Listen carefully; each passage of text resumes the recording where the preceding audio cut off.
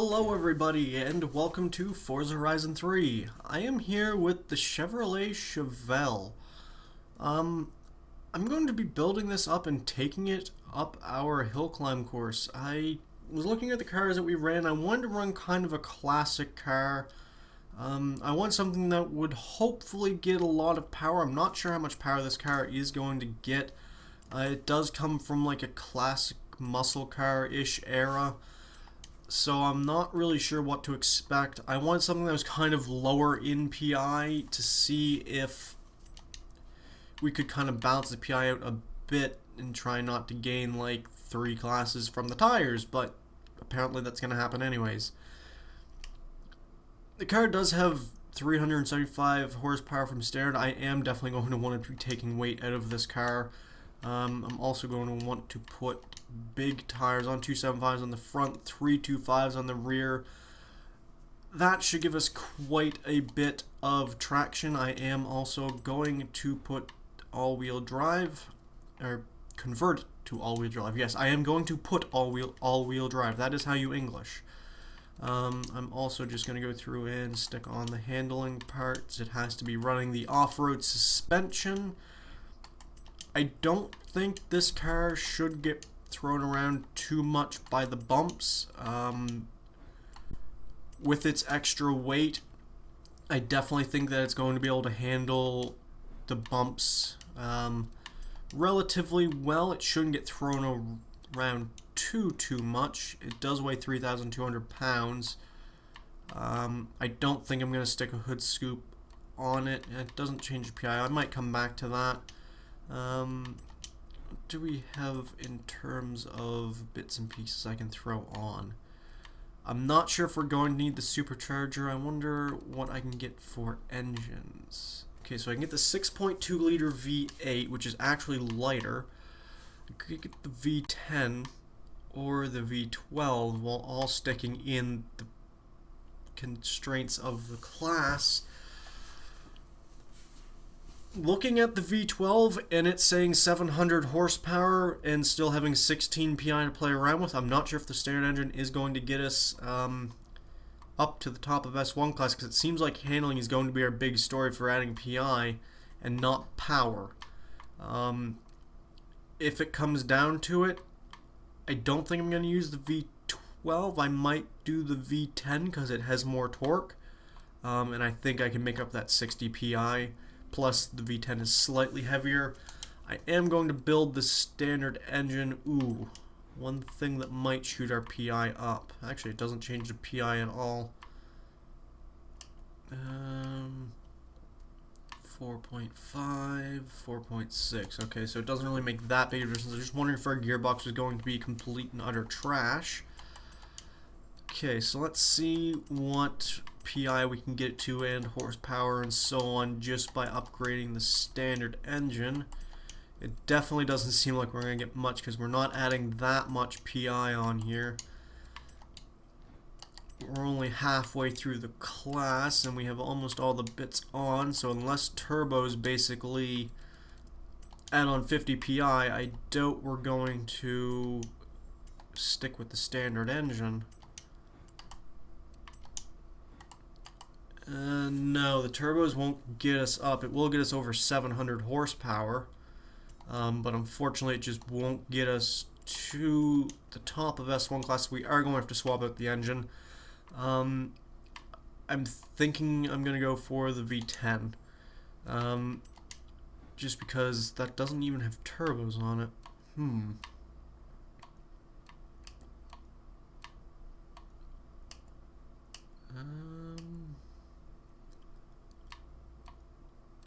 Yeah, I might as well try to decide which one I want to go for, because this one, they have the same amount of horsepower, they weigh the same way, it's just a difference in torque. I think I'm going to go with this one because it adds quite a bit of torque, but I don't think we're going to need that much extra torque. This will give me slightly more PI to play around with engine bits like the exhaust and so on, to try and get some more weight out of the car. Because it is still a relatively heavy car. It's over 3,000 pounds, but that may help us with traction. It's going to be quite a bit of weight to try and get around the corners, yes, but it could still benefit us in some ways. I'm just trying to find things that might save some weight. That should... I'm just looking at our PI and we still haven't hit the top of the class and we're starting to run out of bits to put in it. Okay, so that will definitely put us over. Let's stick that on. Let's stick that on. Did we do pistons? Yes. Supercharger would put us over. How much would the supercharger put us over by? 4 PI. I might be able to make that up. It's 1, 2, 3. Maybe I don't go for the supercharger and I stick these back on. I'm just trying to figure out what I actually want to do with this, because it's kind of a bit of an awkward build. We're going to have 2 PI left. I'm going to stick on a flywheel, and that didn't even change the PI. Let's stick that on. Now, will the gearbox help us out here? That's the question. 3.4, 3.4. What's the top speed of this one? 189. 170. So this one will get us a higher top speed, but I don't think we're going to get to 170 miles an hour at all. We may have to go for it just for that extra PI point. Maybe. Or I could see if maybe oil and cooling would sneak on some extra PI, and it does. And then that would take it right away. So yeah, we're not going for that one. So this is definitely going to be one of our most powerful cars going up here. That was kind of my intention with this run. I wanted to have a really high powered car because I want to see the contrast between a lower powered car like the Lancia or the BMW. Well, even if you're comparing the two, even the Honda compared to this is low powered, but I wanted to see how a really high powered muscle car would fare going up this course. I think it's going to be really interesting to see the contrast between the two basically styles of builds, of chuck power in it and then kind of handling mixed with some power builds. So yeah, we will take the Chevy for its 3 runs up our hill climb course. Alright, so we are here at the Devil's Corner hill climb. It's going to be interesting to see how this car deals with this course. We don't get hardly any wheel spin off the line. That is something that could be very promising for this car, and we don't seem to slide around this. I am very surprised at how this car is managing its power, but now that we are on the snow, it may manage it slightly different than when we were on the snowy tarmac. The brakes aren't as good as I would like them to be. There's also quite a bit of understeer when you try and get on the power run some of these corners. Oh, stop sliding.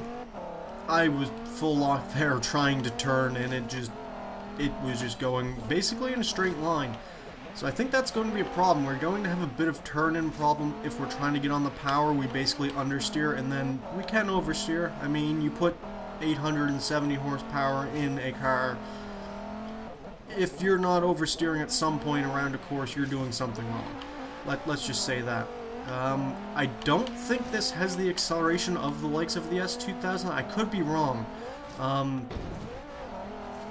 It just doesn't feel like it gets accelerated as quickly as what the S2000 did.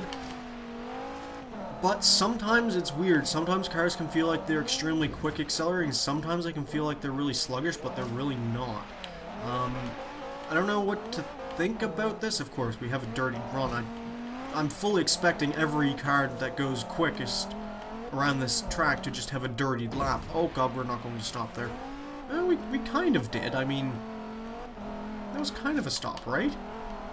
Okay, so across the bumps, how do we do? We actually fare fairly well across the bumps. I think that extra weight is helping us out there. How quick are we going when we leave the jump? 100 miles an hour, so we are actually accelerating slightly quicker than the S2000 did. Hopefully we get that checkpoint. We kind of slid through it there. And we're going towards the line, and I think it might be quicker than the S2000s. It is indeed. Well, this leaderboard in the last couple of videos has just been completely shot all to hell. We started with the Stratos in first place, and then the i8 couldn't quite beat the Stratos.